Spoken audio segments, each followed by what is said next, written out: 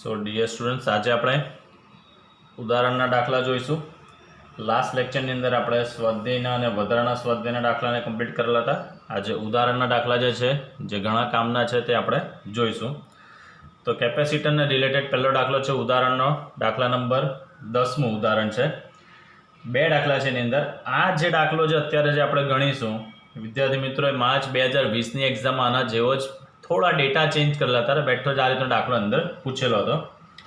તો પહેલી જે આકૃતિ આપેલી છે તેની અંદર એવું કીધેલું છે, આ એક કેપેસિટર છે જેનું મૂલ્ય છે 900 પિકોફેરાડ.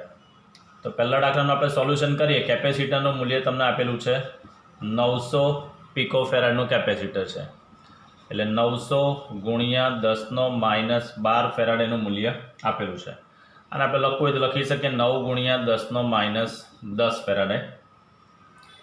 એને 100 વોલ્ટની બેટરી વડે વિદ્યુત ભારિત કરવામાં આવે છે. એટલે વોલ્ટેજ આપેલા છે બેટરીના 100 વોલ્ટ, એના વડે એને વિદ્યુત ભારિત કરવામાં આવે છે. તો એવું કીધેલું છે કે કેટલી સ્થિત વિદ્યુત ઉર્જા કેપેસિટરમાં સંગ્રહ પામશે, એટલે કેપેસિટરમાં કેટલી ઉર્જા સંગ્રહ પામશે તે આપણે શોધવાનો છે. ફર્સ્ટ ઓફ ઓલ આપણને ખબર છે કેપેસિટરમાં સંગ્રહિત ઉર્જાનું સૂત્ર U સૂત્ર છે જ 1/2 CV². આ સૂત્ર તમને ખબર છે. તો 1/2 C ની જગ્યાએ 9 ગુણ્યા 10⁻10 અને V એટલે વોલ્ટેજ આપેલા છે 100, એટલે અહીંયા કરીએ છીએ આપણે 100નો વર્ગ. કિંમત મૂકતા જવાબ આવે છે 4.5 ગુણ્યા 10⁻6 જૂલ. 4.5 ગુણ્યા 10⁻6 જૂલ. ચલો, હવે તમને એવું કીધેલું છે આ એની પ્રારંભિક ઉર્જા એની આવી ગઈ સંગ્રહ પામતી. હવે આ જે કેપેસિટર છે એ કેપેસિટરનું આ બેટરીથી જોડાણ દૂર કરી દેવાનું છે. અને આ જ કેપેસિટરને નીચે બીજી આકૃતિ દોરેલ છે, જુઓ અહીંયા 900 પિકોફેરાડના કેપેસિટર સાથે જોડવાનું છે. પહેલાં એક જ કેપેસિટર હતું જેને 100 વોલ્ટની બેટરી વડે આપણે ચાર્જ કરી દીધું અને એની પ્રારંભિક આપણે કેટલી ઉર્જા સંગ્રહ પામે છે તે શોધી નાખ્યું. હવે આ કેપેસિટરને બેટરીથી દૂર કરવાનું છે અને આ જ કેપેસિટરને તેના જેટલું જ મૂલ્ય બીજું 900 પિકોફેરાડના કેપેસિટર સાથે આ રીતે એને જોડવાનું છે. તો હવે જે તંત્ર બને છે તો આ તંત્ર વડે કેટલી સ્થિત વિદ્યુત ઉર્જા સંગ્રહ પામશે તે આપણે શોધવાનું છે. તો જુઓ, જ્યારે બી પહેલી પરિસ્થિતિ જ્યારે સ્ટુડન્ટ્સ આપેલી હતી કે કેપેસિટરને આપણે 100 વોલ્ટની બેટરી વડે જોડેલું છે, તો બટ ઓબ્વિયસ આ કેપેસિટરની બે પ્લેટ પર કંઈક ને કંઈક વિદ્યુતભાર તો સંગ્રહ પામશે. તો હું પહેલાં એ શોધી કાઢું કેપેસિટર પરનો વિદ્યુતભાર Q સૂત્ર શું છે તમારી પાસે? CV છે. Cનું મૂલ્ય છે 9 ગુણ્યા 10⁻10 અને વોલ્ટેજ તમને આપેલા છે 10. તો પહેલી પરિસ્થિતિ દરમિયાન એના પર વિદ્યુતભાર કેટલો હશે? તો 9 ગુણ્યા 10⁻8 કુલમ હશે. હવે શું કીધું છે, આ કેપેસિટરને બીજા કેપેસિટર સાથે જોડીએ એટલે હવે વિદ્યુતભાર શું થશે? આનો જે Q વિદ્યુતભાર હતો અહીંયા જે +Q અને અહીંયા -Q વિદ્યુતભાર હતો તે હવે અડધો ચાર્જ એના પર જશે, આના પર જશે. તો હવે વિદ્યુતભાર કેટલો થઈ જશે? હવે વિદ્યુતભાર આના પર કેટલો થઈ જશે? અહીંયા +Q/2 અને અહીંયા પણ +Q/2, અહીંયા -Q/2, અહીંયા -Q/2. એટલે આ જે વિદ્યુતભાર જે પહેલાં આના પર હતો જ્યારે બેટરી સાથે જોડેલો હતો, હવે બેટરી રિમૂવ કરી અને બીજું કેપેસિટર જોડીએ એટલે આનો અડધો ચાર્જ બીજા કેપેસિટર પર એ ટ્રાન્સફર થઈ જશે. ચાલો, તો અહીંયા આપણે લખીએ કે હવે કેપેસિટરને બેટરીથી છૂટું પાડી તેના જેવા જ વિદ્યુતભાર રહિત બીજા કેપેસિટર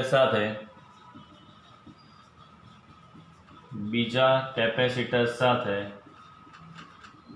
જોડવામાં આવે તો હવે બંને કેપેસિટર પરનો વિદ્યુતભાર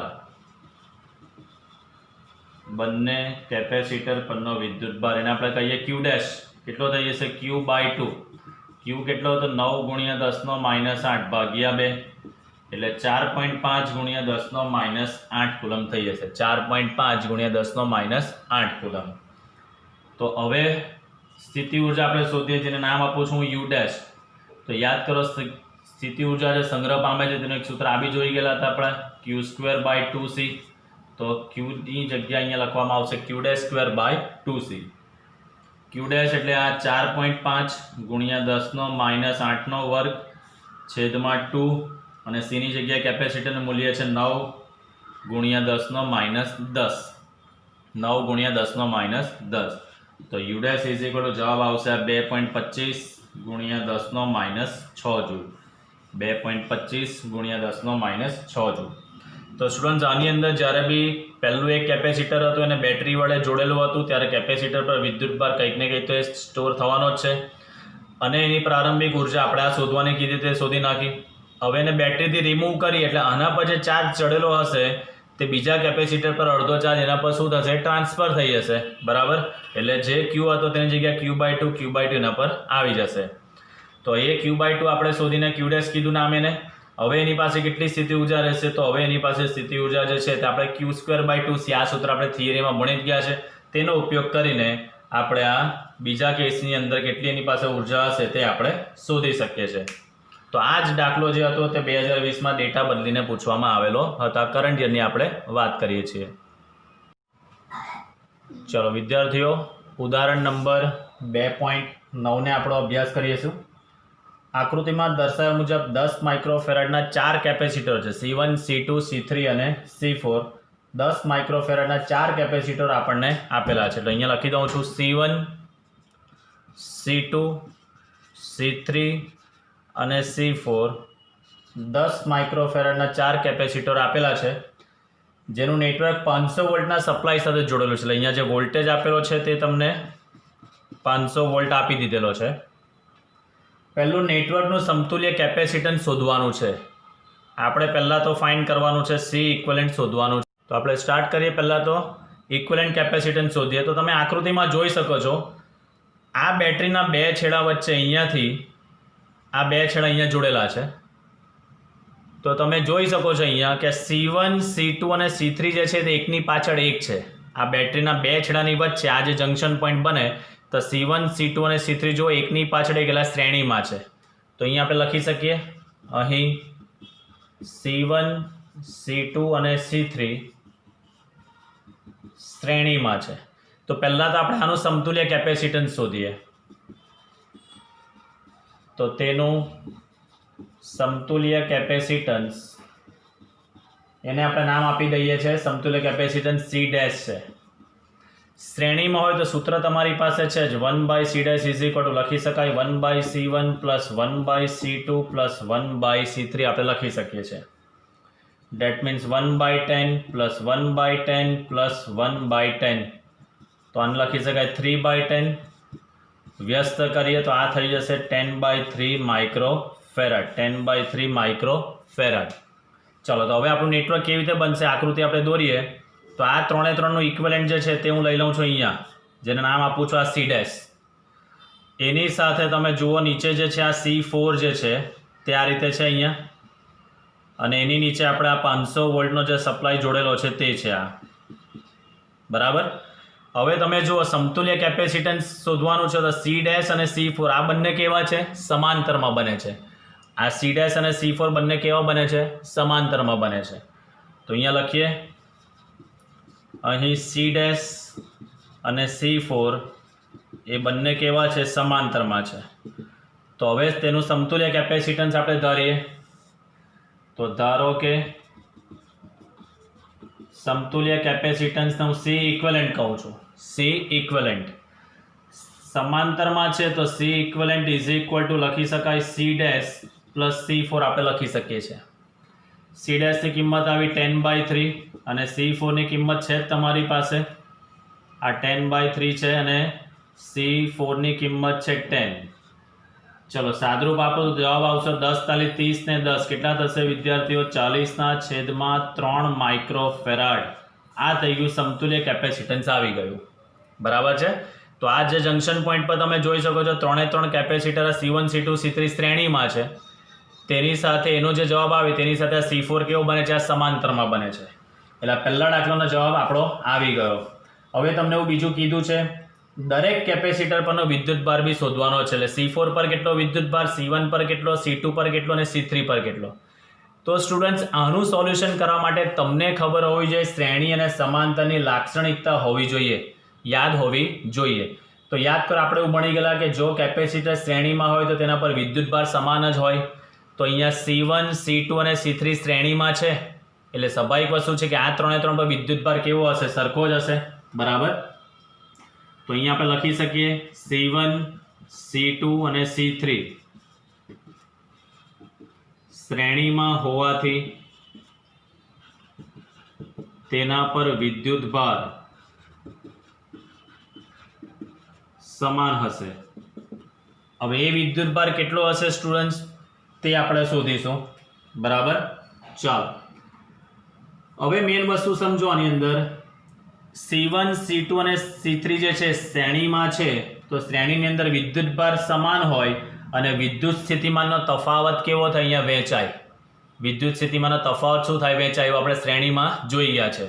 સમાંતરમાં શું થાય? સમાંતરમાં વિદ્યુત સ્થિતિમાન સરખો હશે અને વિદ્યુતભાર વહેંચાશે. તો હવે આ જે છે C1 C2 C3 પર જવા માટે પહેલા આપણે શું શોધવું પડે? C4 અને C' નું શોધીશું. C' જે છે તે કોનું કોમ્બિનેશન છે? C1 C2 અને C3 નું કોમ્બિનેશન છે. તો સ્ટુડન્ટ્સ હું પહેલા વિદ્યુતભાર કોનો શોધી કાઢીશ? C4 નો શોધીશ અને C' નો શોધી કાઢીશ. તો ચાલો આપણે અહીંયા પહેલા આપણે એના પર પ્રોસેસ કરીએ. તો અહીંયા લખી નાખીએ કે ધારો કે C4 પરનો જે વિદ્યુતભાર છે તેને આપણે Q4 કહીએ અને C' છે C' પરનો વિદ્યુતભાર જે છે તેને હું Q' કહી દઉં છું. બરાબર છે. ચાલો હવે યાદ કરો આપણે ભણી ગયા છે કે સમાંતરમાં હોય તો સમાંતરની અંદર વિદ્યુત સ્થિતિમાન તો સરખો જ હશે. એટલે આ જે 500 વોલ્ટ છે તે C4 નો બી વોલ્ટેજ એટલા જ થશે અને C' પરના બી વોલ્ટેજ એટલા જ થશે. બરાબર. તો અહીંયા લખી શકાય અહીં C4 અને C' સમાંતરમાં હોવાથી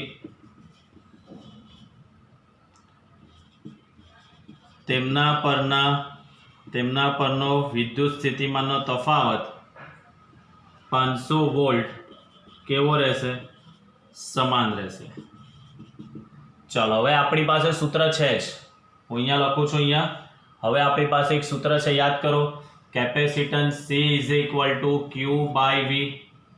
capacitance C is equal to Q by V. આ સૂત્ર તમારી પાસે છે અહીંયા. ચોથા કેપેસિટર પરનો વિદ્યુતભાર શોધવો હોય તો C4 that is equal to Q4 by V તો સમાન જ રહેશે. તો આના પરથી મને Q4 મળી જશે. Q4 is equal to C4 into V. ચલો C4 તમારી પાસે કેટલો છે? C4 એટલે આ 10 માઇક્રોફેરાડ એટલે 10 ગુણ્યા 10 નો -6 ગુણ્યા વોલ્ટેજ કેટલા છે? 500. તો માટે Q4 નો જવાબ અહીંયા આવી જશે Q4 that is equal to 5 ગુણ્યા 10 નો 6 માંથી 1 જાય એટલે 5, 5 માંથી 2 જાય એટલે 3 એટલે 5 ગુણ્યા 10 નો -3 કુલમ. આ આવી ગયો. ચોથા કેપેસિટર પરનો વિદ્યુતભાર આવી ગયો છે. બરાબર. હવે આપણે કોનો વિદ્યુતભાર શોધી નાખીશું? C' નો વિદ્યુતભાર શોધી નાખીશું. આઈ હોપ આ તમે આ નોટમાં કમ્પ્લીટ કરી દીધેલું હશે. તો હું અહીંયાથી રફ કરું છું. ચાલો તો હવે આની અંદર હું પહેલાં શોધું છું. અહીંયા C' પરનો વિદ્યુતભાર આપણે લીધેલું જ છે Q' છે. તો સેમ વસ્તુ C is equal to Q by V. C is equal to લખી શકાય Q by V. તો C' is equal to Q' by V કારણ કે C4 અને C' તો સમાંતરમાં છે. ચાલો તો હવે આના પરથી મને Q' મળી જાય. તો Q' is equal to C' into V. ચલો C' કેટલો હતો? 10/3 માઇક્રોફેરાડ એટલે 10/3 ગુણ્યા 10 નો -6 અને વોલ્ટેજ આપેલા છે કેટલા એના? 500.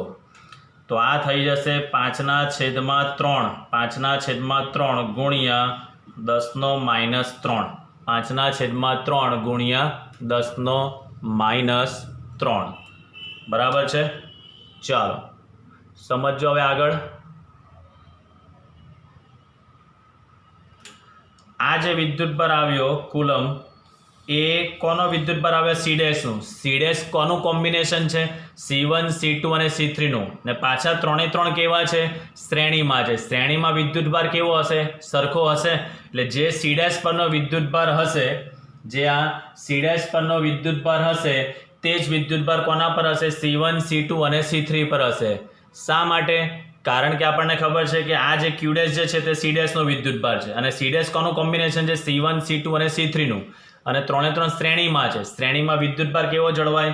સમાન જળવાય. એટલે આપણે અહીંયા હવે લાસ્ટ સ્ટેપ લખી દઈએ છીએ અહીંયા કે ચાલો અહીંયા હું લખી દઉં છું C' એ C1 C2 અને C3 નું સંયોજન છે જે ત્રણેય શ્રેણીમાં છે. માટે ત્રણેય પરના વિદ્યુતભારો જે આપણે લખેલું જ છે કેવા હશે? સમાન હશે. તો અહીંયા લખું છું માટે Q1 is equal to Q2 is equal to Q3 is equal to કેટલો થશે? Q' અને એ Q' ની કિંમત તમારી પાસે છે જ 5/3 ગુણ્યા 10 નો માઇનસ 5/3 ગુણ્યા 10 નો માઇનસ 3 કુલમ. તો બેઝિકલી સ્ટુડન્ટ્સ આ જે હતું તો પહેલાં આપણે આ 3 3 શ્રેણીમાં હતું તેના પરથી આપણે એનું ઇક્વિવેલન્ટ શોધીને C4 સાથે ઇક્વિવેલન્ટ આપણે શોધેલું, આ જવાબ લાવ્યા. હવે વિદ્યુતભાર શોધવાનું તો એ જોવાનું કે શ્રેણી અને સમાંતરમાં ક્યાં ક્યાં છે અને એની લાક્ષણિકતા જો આપણને ખબર હોય તો વિદ્યુતભાર શોધવો ઘણો સરળ છે. તો જે પ્રોસેસ આપણે આમ ચાલુ કરેલી હતી વિદ્યુતભાર શોધવા માટે ઊંધી પ્રોસેસ કરીશું આપણે. તો પહેલાં C4 અને C' નો વિદ્યુતભાર શોધીએ. C' નો જે વિદ્યુતભાર હશે C' that is the combination of C1 C2 and C3 એ 3 3 શ્રેણીમાં છે એટલે સ્વાભાવિક વસ્તુ છે કે 3 3 પર વિદ્યુતભાર કેવો હશે? સરખો હશે. એટલે આપણે શોધવાનો તો ખાલી Q' જ. એ Q' આ 3 3 ની અંદર બી કેવો જોવા મળશે? સરખો જ જોવા મળશે. તો આ રીતે આપણે વિદ્યુતભાર પણ શોધી શકીએ છીએ. તો હવે આપણે ઉદાહરણ જોઈશું 2.1 જેમાં એવું કીધેલું છે 2 દાખલા છે જેમાં આપણે પહેલો દાખલો જોઈશું કે 4 ગુણ્યા 10 નો માઇનસ 7 કુલમનો વિદ્યુતભાર. તો Q બરાબર આપેલું છે 4 ગુણ્યા 10 નો માઇનસ 7 કુલમનો વિદ્યુતભાર. આ વિદ્યુતભારથી 9 મીટર દૂર આવેલું બિંદુ P. તો અંતર R બરાબર લઈએ છીએ આપણે 9 સેન્ટીમીટર આપેલું છે એને આપણે મીટરમાં ફેરવીશું તો 9 ગુણ્યા 10 નો માઇનસ 2 મીટર. એ P બિંદુએ વિદ્યુત સ્થિતિમાનની ગણતરી કરવાની છે. તો પહેલો દાખલો આપણે કહી શકીએ P બિંદુએ વિદ્યુત સ્થિતિમાન V ઇઝ ઇક્વલ ટુ સૂત્ર છે જ આપણી પાસે KQ/R. કેની જગ્યાએ 9 ગુણ્યા 10 નો 9 ઘાત. વિદ્યુતભાર આપેલો છે 4 ગુણ્યા 10 નો માઇનસ 7 છેદમાં અંતર R બરાબર 9 ગુણ્યા 10 નો માઇનસ 2. સાદરૂપ આપતા જવાબ આવે છે 4 ગુણ્યા 10 નો 4 ઘાત વોલ્ટ. V બરાબર આવે છે 4 ગુણ્યા 10 નો 4 ઘાત વોલ્ટ. એનો જવાબ આવે છે. ત્યારબાદ બીજો દાખલો જેની અંદર આપણને કીધું છે કે તે પરથી એટલે P બિંદુ પરથી એટલે વિદ્યુત સ્થિતિમાન પરથી 2 ગુણ્યા 10 નો માઇનસ 9 કુલમ વિદ્યુતભારને આપણી પાસે જે બીજો વિદ્યુતભાર છે Q સ્મોલ Q લઈએ આપણે 2 ગુણ્યા 10 નો માઇનસ 9 કુલમ. આ વિદ્યુતભારને અનંત અંતરેથી P બિંદુ પર લાવવા માટે કરેલા કાર્યની ગણતરી કરવાની છે. અનંત અંતરેથી બિંદુ P પર આપણે લાવવું છે. તો આપણે ધારી દઈએ કે જે બિંદુ પર લાવવું છે P બિંદુ પર તો P બિંદુનું વિદ્યુત સ્થિતિમાન આપણે V ગણીએ અને અનંત અંતરે વિદ્યુત સ્થિતિમાન કેટલું થશે વિદ્યાર્થીઓ? 0. શા માટે? KQ/R. R ની જગ્યાએ અનંત મૂકો તો 1/અનંત એટલે શું થઈ જશે? 0 થશે. તો માટે આ VP minus V infinite is equal to આપણે એને કહીશું delta V is equal to V જેટલું તમને મળશે એટલે V માઇનસ 0 એટલે V થશે અને V નો જવાબ તમારી પાસે છે જ અહીંયા કેટલો? 4 ગુણ્યા 10 નો 4 ઘાત વોલ્ટ. 4 ગુણ્યા 10 નો 4 ઘાત વોલ્ટ. ચાલો હવે આપણે કરવું પડતું કાર્ય શોધીએ. તો કાર્ય W બરાબર લખી શકાય Q ઇન્ટુ ડેલ્ટા V. શા માટે? તો V બરાબર સૂત્ર ભણી ગયા છો યાદ કરો W/Q. તો W બરાબર V ઇન્ટુ Q આપણે લખી શકીએ છીએ. Q એટલે વિદ્યુતભાર તમને આપેલો છે 2 ગુણ્યા 10 નો માઇનસ 9. ડેલ્ટા V એટલે વિદ્યુત સ્થિતિમાનનો તફાવત જે છે તે 4 ગુણ્યા 10 નો 4 ઘાત. તો કાર્ય W નો જવાબ આવે છે 8 ગુણ્યા 10 નો માઇનસ 5 ઘાત જૂલ. W બરાબર આવે છે 8 ગુણ્યા 10 નો માઇનસ 5 ઘાત જૂલ. હવે એવું પૂછ્યું છે શું જવાબ વિદ્યુતભારને જે માર્ગે લાવવામાં આવે છે તેના પર આધારિત છે? તો યાદ કરો આપણે ચેપ્ટરની પહેલી થિયરીમાં જ ભણી ગયા છે કે કરેલું કાર્ય જે છે તે માર્ગ પર આધારિત નથી, કયાથી કયા બિંદુ પર લાવીએ છીએ તેના સ્થાન પર આધારિત છે. તો અહીંયા લખી શકાય જવાબમાં ના, વિદ્યુતભારને કયા માર્ગે પી બિંદુએ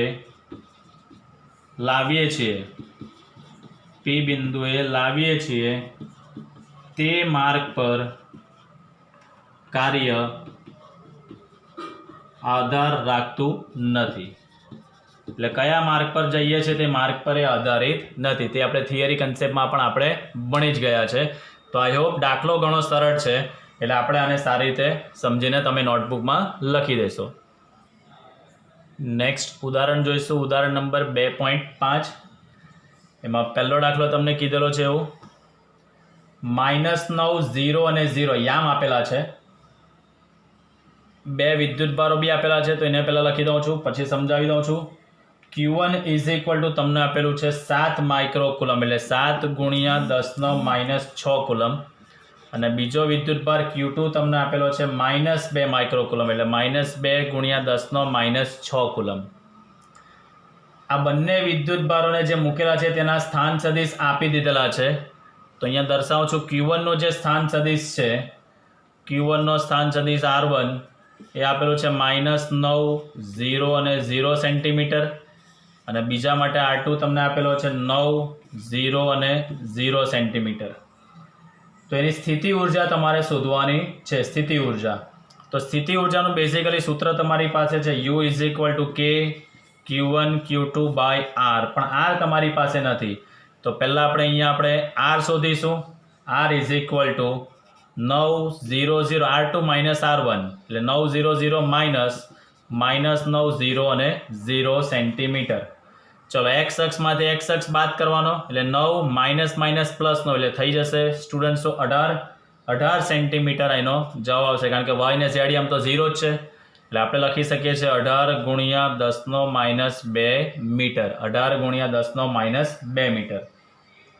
ચલો હવે કિંમત મૂકી દઈએ. 9 × 10⁹ Q1 ની જગ્યાએ 7 × 10⁻6, Q2 ની જગ્યાએ -2 × 10⁻6 અપોન R એટલે 18 × 10⁻2. તો સ્થિતિ ઉર્જાનો જવાબ આવે છે આપણી પાસે -0.7 જૂલ.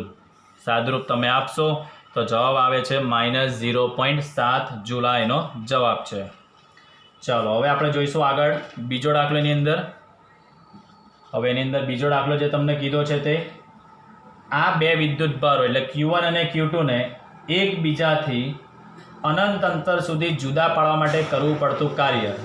આ જે બે વિદ્યુતભારો છે, આ બે વિદ્યુતભારોને એકબીજાથી અનંત અંતરે આપણે રાખવા છે, જુદા પાડવા છે એટલે અનંત અંતરે રાખવા માટે જરૂરી કાર્ય એટલે આપણે ઉર્જા શોધી કાઢીએ. તો એની સ્થિતિ ઉર્જામાં થતો ફેરફાર, બીજાની ઉર્જા માઇનસ પહેલાની ઉર્જા, એનો મતલબ બીજાની ઉર્જા એટલે આ કઈ ઉર્જા કહેવાશે? અનંત અંતરેની ઉર્જા. અનંત અંતરેની ઉર્જા માઇનસ જે આપણી જે U1 જે છે તે તો આપણે આજે આ બિંદુ પર હતી ત્યારની ઉર્જા જે છે તે છે. અનંત અંતરે ઉર્જા કેટલી હશે સ્ટુડન્ટ? 0. શા માટે? K Q1 Q2 / R. R infinite છે તો 1/∞ એટલે જવાબ થઈ જશે 0. એટલે અનંત અંતરે ઉર્જા થઈ જશે એની 0. માઇનસ આ U નો જવાબ તમારી પાસે છે જ -0.7 એટલે U = તમારો જવાબ આવશે, અથવા તો કાર્ય જે છે W that is equal to લખી શકો છો 0.7 જૂલ. આ આવી ગયો એનો જવાબ. એકબીજાથી અનંત અંતરે શું એટલે લઈ જવાનું છે અનંત અંતરે, જે જગ્યા પર છે ત્યાંથી લઈ જવાના છે આપણે અનંત અંતરે. અનંત અંતરેની સ્થિતિ ઉર્જા કેટલી હશે સ્ટુડન્ટ? 0. શા માટે? K Q1 Q2 / R છેદમાં અનંત એટલે જવાબ થઈ જશે 0. તો 0 -0.7 માઇનસ પ્લસ થઈ જશે એટલે +0.7 જૂલ. ચલો ત્યારબાદ આની અંદર હજી ત્રીજો બીટ છે કે ધારો કે આ વિદ્યુતભારોના તંત્રને બાહ્ય વિદ્યુત ક્ષેત્ર E આપી દીધેલું છે. એ ઇન્ટુ 1/r², એટલે a/r² આપી દીધેલું છે, જ્યાં a બરાબર કીધેલું છે 9 × 10⁵ ન્યૂટન પર કુલમ, એ આપી દીધેલું છે ન્યૂટન પર કુલમ ઇન્ટુ મીટર². તો આ તંત્રની સ્થિતિ ઉર્જા તમારે શોધવાની છે. તંત્રની સ્થિતિ ઉર્જા આપણે શોધવાની છે. એટલે અહીંયા બાહ્ય વિદ્યુત ક્ષેત્ર હાજર છે. તો યાદ કરો સ્ટુડન્ટ્સ, આપણે આ થિયરી ભણી ગયા છે કે બાહ્ય વિદ્યુત ક્ષેત્રમાં કુલ ઉર્જાનું આપણે સૂત્ર તારવી ગયા છે, U that is equal to Q1 V1 plus Q2 V2 plus બંનેની સ્થિતિ ઉર્જા K Q1 Q2 upon R12. આવું આપણે સૂત્ર તારવી ગયા છે, તમે થિયરીમાં જોઈ શકશો. પણ V તમારી પાસે નથી, તો V આપણે કેવી રીતે તારવી શકીએ છીએ? તો યાદ કરો, V ઇઝ ઇક્વલ ટુ સૂત્ર છે તમારી પાસે A ઇન્ટુ R અથવા તો A ઇન્ટુ D, ડીની જગ્યાએ આપણે લઈ શકીએ છીએ R. ની કિંમત તમને આપેલી છે a/r² ઇન્ટુ R. તો V બરાબર તમારો જવાબ આવી શકે છે a/r. તો અહીંયા V1 ની કિંમત મૂકવાની છે, તો R ની જગ્યાએ V1 માં આપણે R1 લઈશું અને V2 માં આપણે લઈશું R2 લઈશું. તો બેઝિકલી અહીંયા હું V1 માટે લખું છું a/r1 અને V2 માટે લખું છું a/r2. ચાલો, R12 તો તમારી પાસે છે. R12 એટલે ઇનિશિયલ અંતર આપણે લીધેલું છે તે જ છે 18 સેન્ટીમીટર, એટલે 0.18 મીટર આપણે લઈ શકીએ છીએ. Q1 ની કિંમત બી છે, Q2 ની કિંમત પણ છે, A ની કિંમત પણ છે. તો હવે આપણે જસ્ટ આમાં કિંમત મૂકીશું અને સાદરૂપ આપણે આપીશું. તો U that is equal to Q1 ની જગ્યાએ કિંમત 7 × 10⁻6 ઇન્ટુ V1 ની જગ્યાએ શું લખાશે? a/r1. V1 ની જગ્યાએ a/r1. તો A ની કિંમત તમને કેટલી આપેલી છે? A ની કિંમત તમે જોઈ શકો છો 9 × 10⁵. તો 9 × 10⁵ ના છેદમાં R1 ની કિંમત તમારી પાસે છે જ. R1 એટલે આનું મૂલ્ય તમે લેશો, સેન્ટીમીટર ને મીટરમાં ફેરવશો એટલે કેટલું આવશે? 0.09 થઈ ગયો. ચાલો, આ પહેલું સ્ટેપ જે છે તે મેં બ્લેક માર્કરથી અહીંયા લખેલું છે. હવે બીજું સ્ટેપ જે છે તે હું બ્લુ માર્કરથી લખીશ, એટલે અહીંયા પ્લસ કરીને હવે આ બીજું Q2. તો Q2 ની કિંમત તમારી પાસે છે -2 × 10⁻6 ઇન્ટુ V2. તો V2 ની જગ્યાએ a/r2 એટલે 9 × 10⁵ છેદમાં એની પણ મૂલ્ય તો કેટલું આવશે? 0.09 થઈ ગયું. અને જે છેલ્લું સ્ટેપ છે આપણી પાસે કે Q1 Q2/R12, એ હું રેડ માર્કરથી લખું છું, જે આપણે શોધેલું જ છે આ. તો માઇનસ કરીશ અહીંયા 0.7, માઇનસ અહીંયા કરીશ 0.7. એટલે આ જે છે Q1 V1 તે બ્લેક માર્કરથી લખેલું છે, Q2 V2 એ બ્લુ માર્કરથી લખેલું છે, અને કે Q1 Q2/R12 જે આપણે શોધેલું જ છે તે મેં અહીંયા લખેલું છે. બરાબર, અહીંયા કેમ માઇનસ લખ્યું છે? કારણ કે આની કિંમત માઇનસ છે.